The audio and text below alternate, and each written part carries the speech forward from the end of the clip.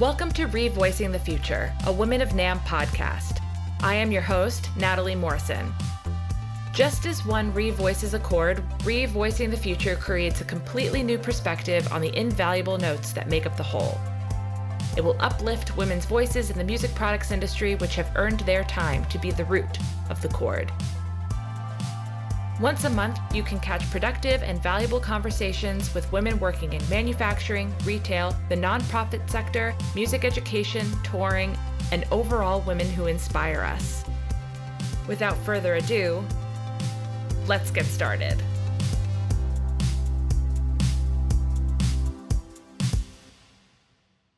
What's up, everyone? Welcome back, or welcome to Revoicing the Future.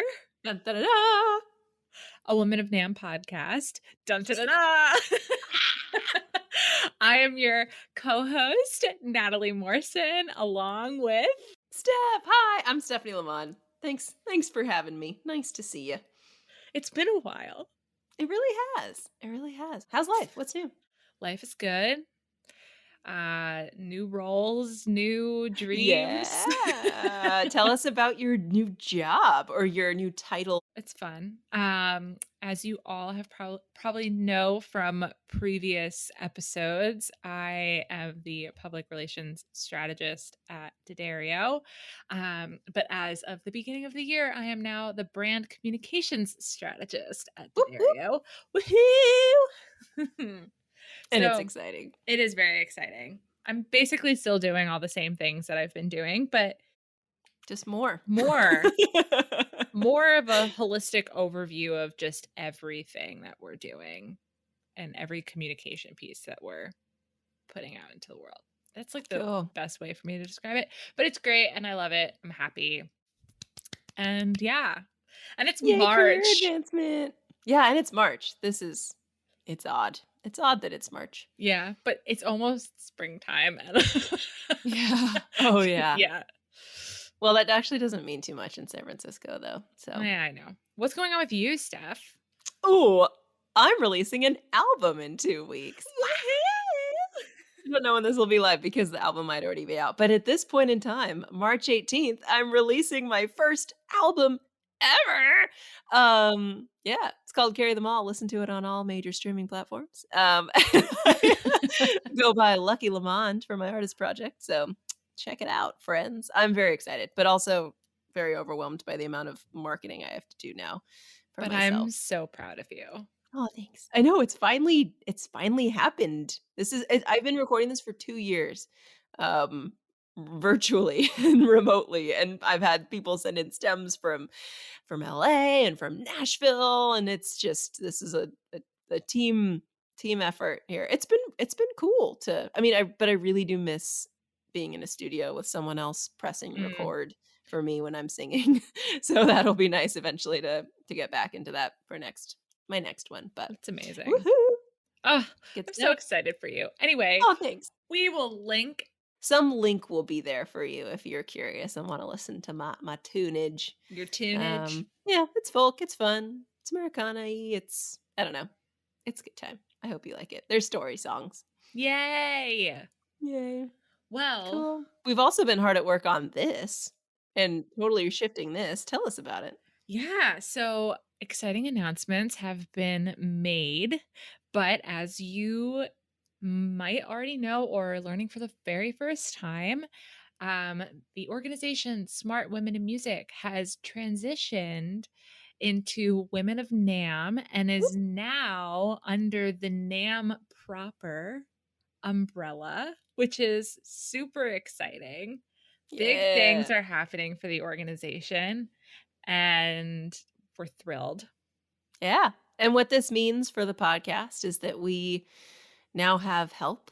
And shout out to, though, our wonderful Julia, our editor and co-producer that is editing this and is laughing probably right now as we talk about this. But yeah, we have the NAMM team behind us as well, helping us come up with our speakers and programming, and it's so much more of a world we get to tap into as well, and it's really exciting. It's just it makes a lot of sense. It's a very wonderful, cohesive transition. So we're very, very excited for where this is going to grow as part of the truly NAMM umbrella. And as like Women of NAMM, as they transition and blossom into this really exciting organization, Steph and Julia and I have been hard at work the past 3 months trying to revision what we want to see for this podcast. And Mm-hmm. that comes with a new name and some new branding, and just we're really excited. It's still the same mission. It's still us. It's still the core and the heart of what the podcast was originally intended to be, but we just took it to the next level. We're just growing up a little bit. Yeah. Which is so exciting. Yes. And another thing that is very exciting is we don't have all the details yet. However, mark your calendars, because if you are attending the NAMM Show in June in Anaheim, California, we will be doing a live recording of Revoicing the Future, which is amazing. And I've mentioned, I think I mentioned this in the actual recording of this episode, but I cannot believe that we are 2 years into this and I still have yet to see people in person in the industry. Except I saw you at your wedding. But like, that didn't count. That's family. But it's true. It's true. And the surreal wonderfulness that like we got our start really on the NAMM PR team. And so this is really special to be able to now be, of our own volition doing something at the show. So this will be really, really exciting. And we've said exciting, I think, a million times, but everything is exciting. So just get on board. And friends. Also, we know in the episode later on, but Women of NAMM, they are hosting their own mixer get-together event on Friday, June 3rd. Time TBD. I don't remember if that was said in the episode, but just follow us on social media. All the links will be in the bio, and you can stay up to date on all things Women of NAMM and Revoicing the Future. Whoop, whoop. And on that note, we thought the best way to kick off this new chapter of the podcast to introduce you all to the new leaders of Women of NAMM, the Leadership Council. So Natalie interviewed the new heads of Women of NAMM for this episode, and I'm so excited for you to hear from them. But you want to maybe tell everybody what they do and a little bit about them? Yeah. So we have Morgan Walker, who's the Director of Marketing at Korg USA. Lisa Steele MacDonald, who is the Director of Vertical Marketing at Yamaha, and Julie Wagnitz, who is the Director of School Music Services at Hyde Music. They are the 3 new leaders of Women of NAMM, and it's super cool. The 3 of them were in the inaugural class of the Swim Summit before the pandemic hit.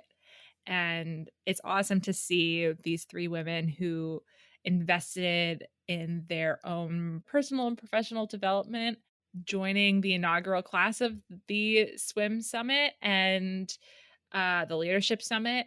And now they are leading the charge of Women of NAMM. And I just want to put this out there. This organization wouldn't be where it is without the fearless leadership and brains of Dee Dee Hyde and Crystal Morris and Robin Walenta, who really put this organization into motion and rallied for it. So we're truly grateful for them. And I know they're really excited to see what the future holds. Woohoo! Can't wait for y'all to hear it. And yeah, let's just keep on keeping on, trying to get more people into this music industry and sharing the stories of the awesome people that are already in it. Woo! Yay!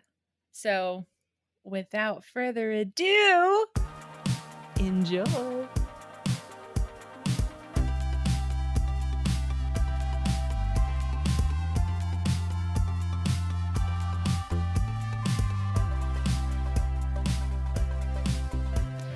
Hello, Julie, Morgan, and Lisa. Thank you so much for joining Revoicing the Future. I'm so excited to have you on the podcast.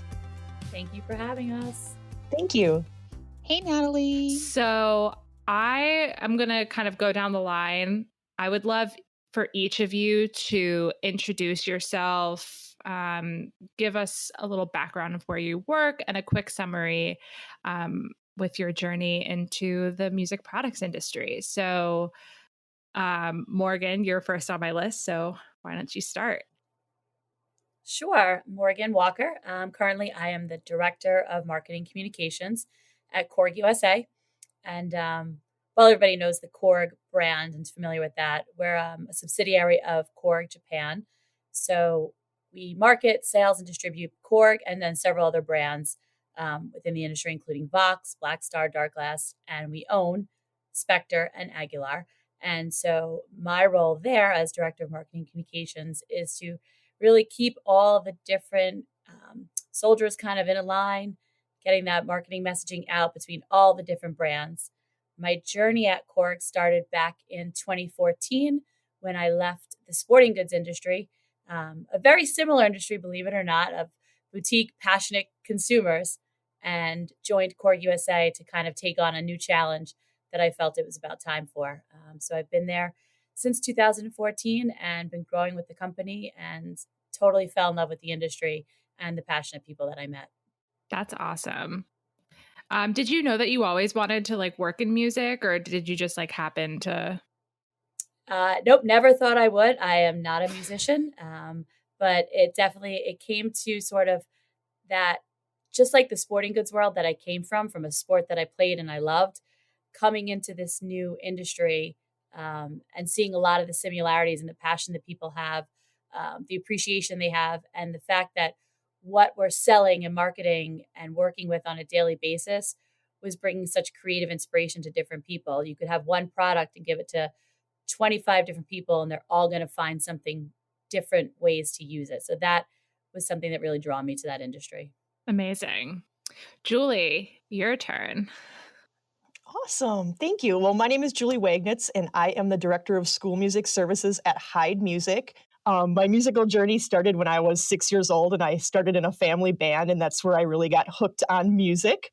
I started working at the local music store in my town when I was a teenager, and then my career kind of blossomed from there. I worked at Hyde Music when I was in college, and I've been helping to create music makers with them for over 18 years cumulatively.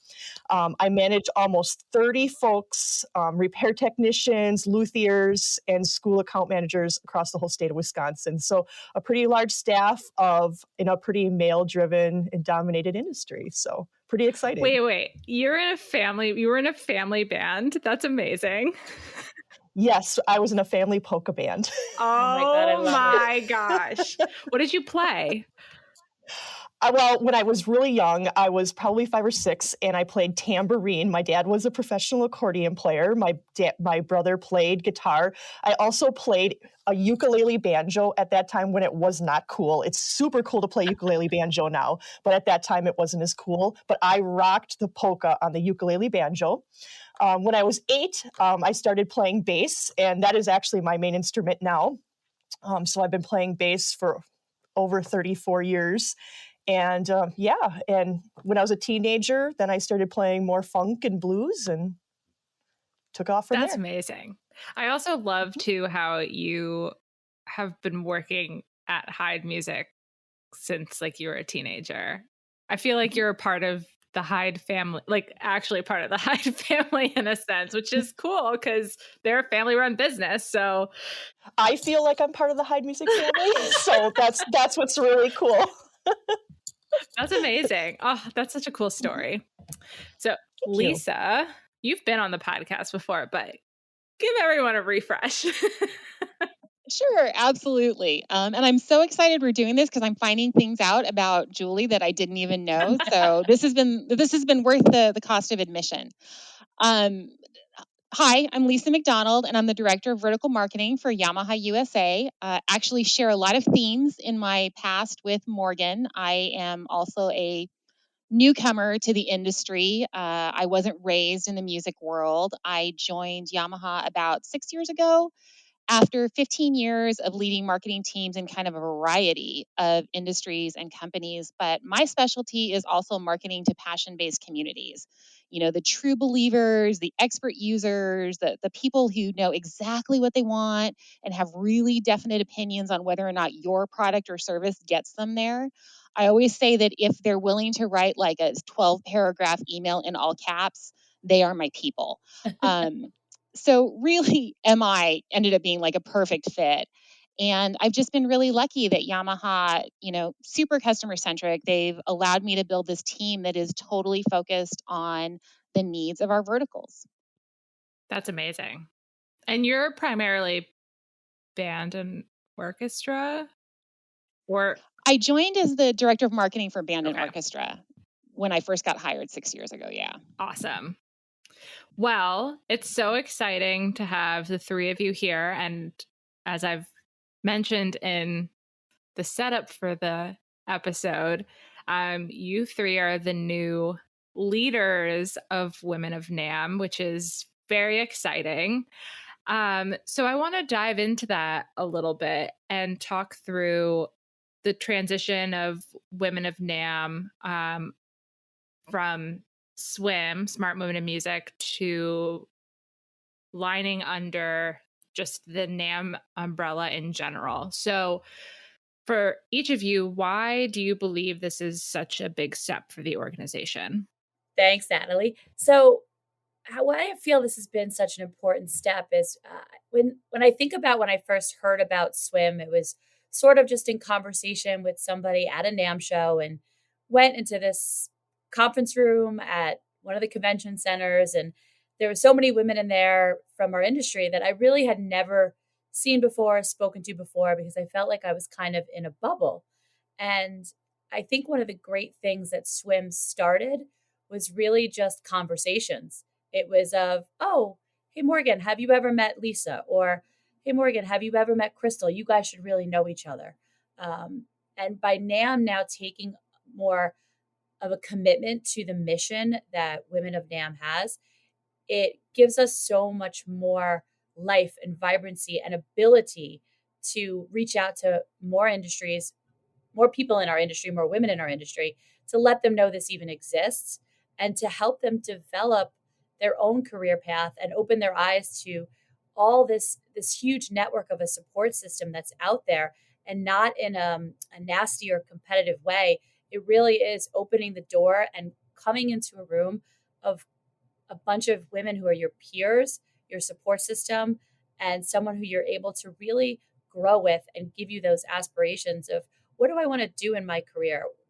I feel like I'm stuck, or just even bounce ideas. So for NAMM to be that cornerstone of our industry for so long and to sort of take us in as part of their family, it's only going to elevate these conversations and these introductions to really help build more powerful women leaders in our industry.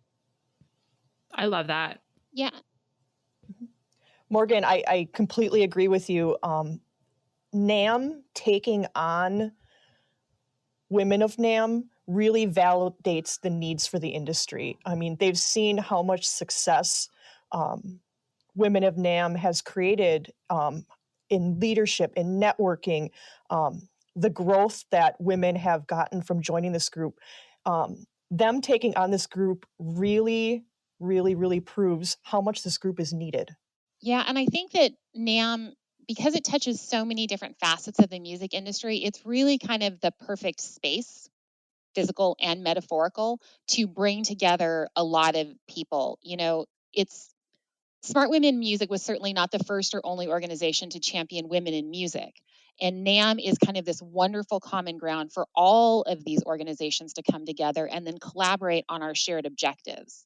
Because, I mean, that's networking, right? That's how we lift each other up, by working together. I love how you said that, Lisa. Always I've always pictured NAMM as like the center of the MI industry specifically. You have the Recording Academy, which can act as the center for the recording side of the industry. And now having an organization like Women of NAMM underneath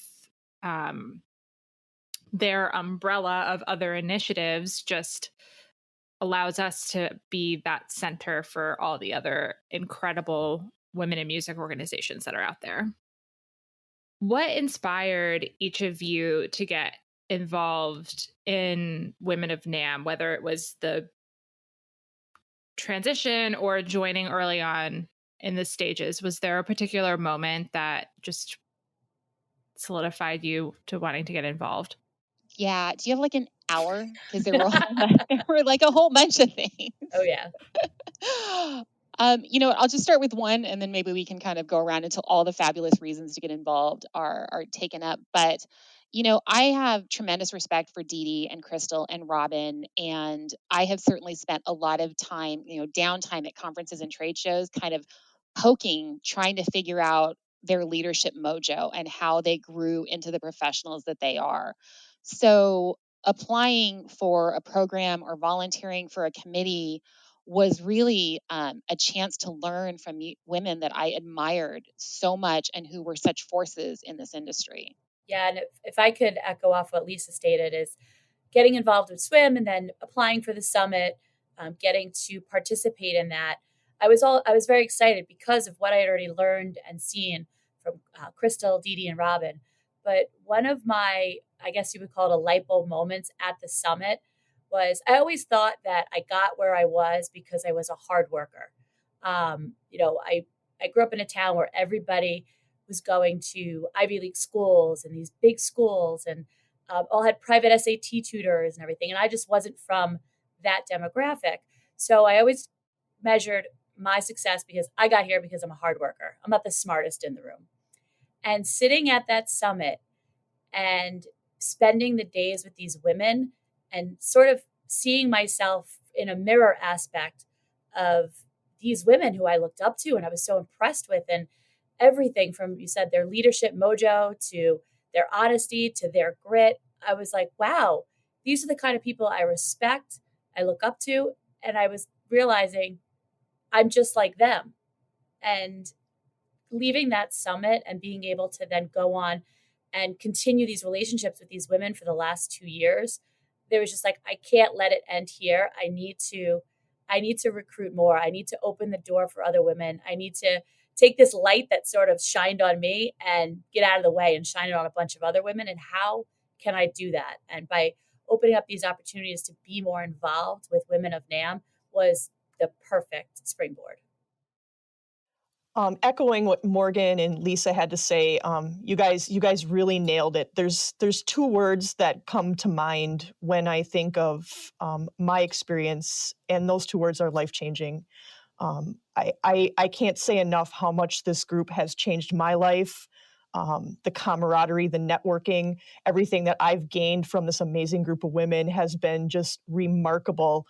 And I'm just, I'm honored to be part of this group and to share this with more women. And it really, truly is a life-changing experience. I just have to echo, I echo all three of you. It's been a big inspiration as for why I got involved so early on. And I haven't even done the summit yet, which I know I need to do and apply for. And I get questioned all the time. Talking about community and building, I actually met one of our industry friends, Anna, for coffee for the first time in the city, because everyone was like, the two of you need to know each other. You guys need to be friends. And I don't know if that would have happened if we didn't have this network that we've built and created. And getting to meet people outside of even the trade show atmosphere is super exciting. I think it's awesome that we're recording this on March 1st and it's the beginning of Women's History Month, and we're setting the tone to show people that this is an important conversation that we need to be having. This organization is here to stay. It's meant to uplift and inspire and encourage more people to join our industry in particular. And I'm just really excited about that. And there's a lot of work that does still obviously need to be done, but seeing magazines like Music Inc. do an entire issue focused on women in music, that didn't happen 3 years ago. So we're doing a lot of really exciting and good work. And I can only imagine what we're going to be doing in the future with Women of NAMM. So it's very excited. Yeah, I think that, the word inspiring is so right for this. The summit itself was a great professional development opportunity, right? When you looked at it from the outside. And then when you got there and you met these women who had all the same concerns, like, Morgan said, and then you left with this network, it's really easy to think of networks as something kind of superficial, exchanging business cards over cocktails. And that is not how women network, and that is not how we women network in this industry. These are people who are now, ride or dies for each other. We are part of supporting each other through our highs and our lows, and we have super real conversations with each other about vulnerabilities and growth as professionals. And it's so rare, and I'm so thankful for it that even what we do volunteering feels like it can't possibly pay back what we get out of this organization.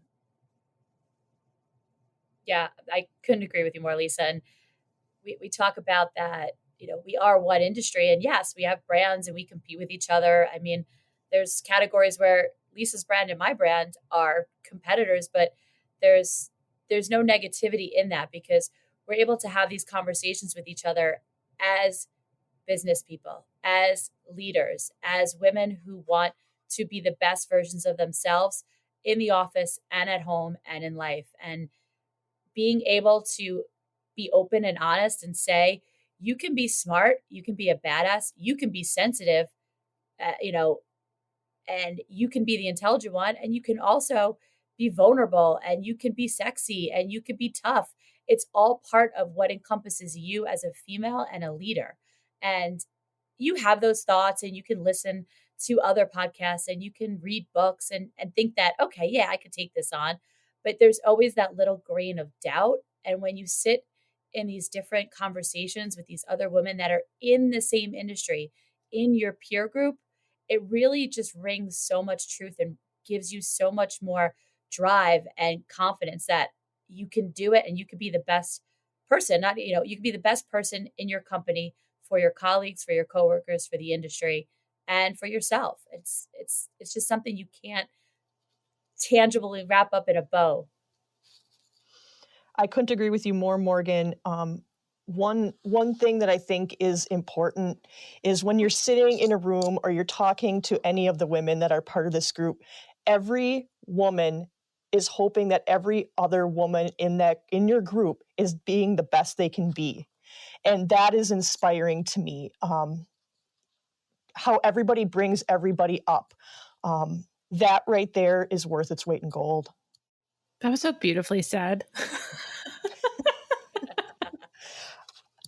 I didn't have that written down either. Yeah. And one thing I want to add to that is, I know when I told some friends, and not necessarily colleagues, about swim and what it was and where I was going, there was of course some jokes. So, you guys going to get makeovers, braid each other's hair, and talk about your feelings.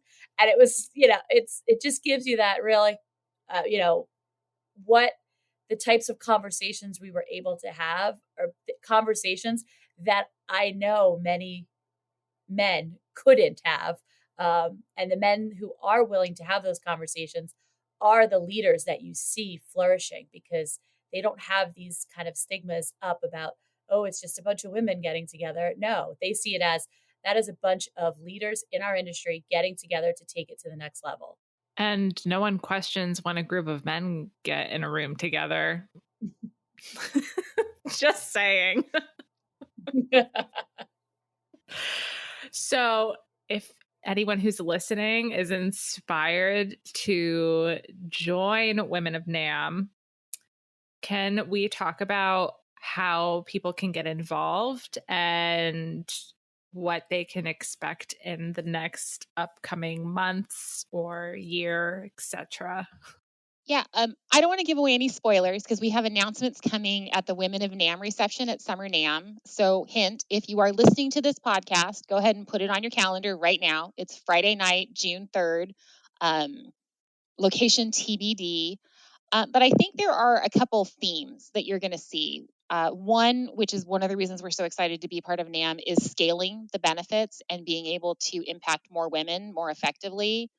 Two, which goes with that, is broadening the base of women we serve. So whether you are brand new in your career or you are a C-level executive, making sure that we have benefits that help you level up, in the words of our dear colleague, and taking advantage of the increased collaboration with NAMM, because that certainly opens a door for us to increase the impact of Women of NAMM on site during the show itself. Yep, Lisa said it perfectly. The one thing that, and I think I echoed it in the beginning, is expect a lot of conversations and look for those conversations to be a part of. And anyone else in our industry, look for opportunities to open up what Women of NAMM is, introduce it to other people in your company, men and women. I mean, it's just, the more people are talking about it and asking, what is it all about? What is your mission? What events are going on? What's the point of that? The better it is, because we could introduce more people to the organization, introduce more people to the different events, the opportunities that are available for them to get involved and benefit from these other conversations that are happening. Both Lisa and Morgan said it, but one thing I do want to say to anybody that's on the fence, whether they want to join or come check us out, is just be brave and take a dive. Do it. Referring back to our old swim, take the dive, go in. You won't regret it, and just be ready to be empowered. That is such an important point, Julie. I mean, I'll be super honest. I was very uncomfortable the first time I came to a swim reception. I didn't really know that many people.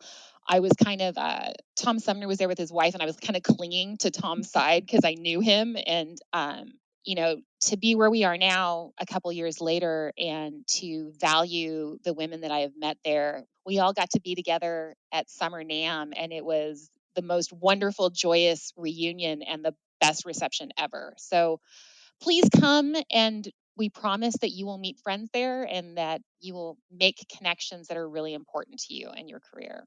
And if you're life. interested in learning more and wanting to volunteer or participate, just check the links in our description or visit us on social media, and you'll stay up to date on all things Women of NAMM. It's all very exciting.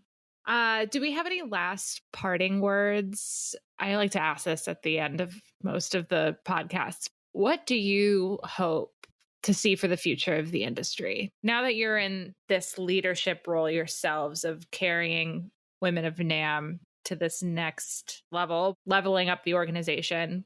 Where do you see the future? I think that if you want to change the conference rooms you sit in, and you want to change the panels you appear on and the voices you read in the trades and the people you see interviewed on the stage, you have to take a role in driving that change. And I would love nothing more than for the gender discussion to no longer need to be had in our industry. It would be great to just be professionals side by side with each other. Hear, hear. Yeah, and I would definitely agree with that, and just to embrace all the aspects of evolution when it comes to what a leader looks like in our industry. I feel, there's definitely been some great steps taken to have some more female representation on various companies' leadership boards, and I think that that's great. But all aspects of evolution when it comes to gender and diversity, it's something that is so needed in our industry. And when people are comfortable being uncomfortable having those conversations, that's where the magic happens. That's where the learning happens. So regardless of how many degrees you have or what title you hold at your company, if you're always open to learning about something, someone, some aspect of leadership, it's only going to make you a better leader. So that is a big mission too of our organization, is evolution. What's that song? Evolution, baby. Both you guys, that was fantastic. All I'm going to say to sum it up is just be brave. Be brave. That's a big part of it. And the more women we can empower to be brave, the more we'll grow and the more empowered we will all be. Julie, that is such an important point. And honestly, when we were all at the summit, because we were all in the same summit class together, the point at which everyone was willing to be brave about how they felt, how they were intimidated by other people in the room, how they were afraid of being judged, was the moment that everything transformed. Like the minute that it went from being like a here to, an off the top of the charts experience for everybody. And so, like, Julie, I just can't like clap enough about what you said, because it's two words, but they're the two most important words ever. I hope that we get to a point where, we always have to be brave no matter what we do, but I hope we don't have to have the conversation of urging people to be brave because they're too shy or timid to speak up against something that they don't see as right, or if they want to have their voice heard. It should be equal. That's my hope for the future, agreeing with what everyone else here has to say. We're in a very exciting time. Absolutely. And I think that was just one of the things from the summit and from the conversations is it's okay to have doubt. It's okay to doubt yourself, doubt your abilities, doubt your skills, but let your ego drive past that. And ego is a good thing to have, because that doubt, it ends up being your driver. And having these conversations with these other leaders and understanding that, oh, this is a common theme. You have doubts too. Okay. To me on the outside, you like you are plowing through and you know everything and you're confident in your decision, and understanding that you have those doubts too. It's okay. Let it drive you. It's just something about that bravery that really just makes all the difference. I love it. I can't thank the three of you enough for taking the time to chat with me, to be on this podcast and helping us fight the good fight. I've been saying that a lot recently, but I feel like it's so true. And I'm inspired by the three of you. I am honored to know you. I can't wait till we're all in a room together. I can't believe 2 years ago when I started this podcast that I'm still saying the same thing of I can't wait to be in a physical room with all of you. But truly, from the bottom of my heart, thank you for stepping up and inspiring the next generation of leaders in our industry. And I can't wait to see what Women of NAMM has to offer. Thank you. Yeah. Thank you, Natalie. You've done amazing things with this podcast, and we're so grateful for all of the work that you put into it. I appreciate it. Now we have work to do, so let's get cracking. Thank you all so much. Thanks for listening to this episode of Revoicing the Future. You can subscribe to the podcast on all major streaming platforms or visit our website. Be sure to follow us on social media to stay up to date on all things Women of NAMM. This episode was co-produced and edited by Natalie Morrison, Stephanie Lamond, and Julia Olsen. Together, we can help shape the future of our industry, one interval at a time. See you next time.